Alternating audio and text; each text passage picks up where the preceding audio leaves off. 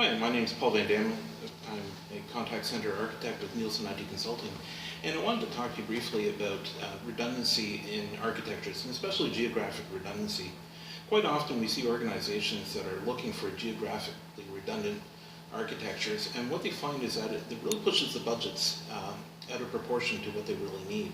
So you really need to question how much resiliency, how much availability do you need in your call centers. One of the things I always look at is what is the nature of the job and what is the impact of not being available to your organization. In most architectures today, the contact center capabilities, along with the phone system itself, is extremely resilient in a single site scenario where you have multiple servers, whether it be a cluster or it's an N+1 architecture, and these systems provide immediate failover and backup in support of the system where you don't have necessarily any downtime. And really where it comes to the question is, do you need geographic redundancy? Do you need to have an alternate site?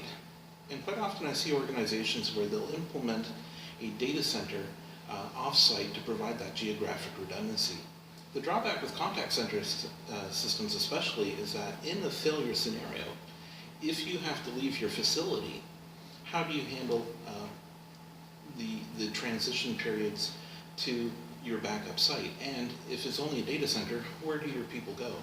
So you really need to take a look at how am I situated so that in a failover situation, does it take 5 hours for me to move and scale up another area where I can have users and running, things like that? And what is the value to the business?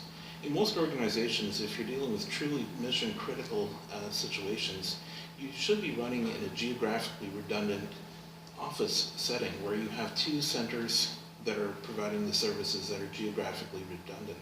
That way, if one goes down, the other is still taking calls and still can manage services. And this also lends to looking at things like cloud technologies where you can actually put your contact center into the cloud and have somebody else worry about providing the geographic redundancy of the servers and services for you.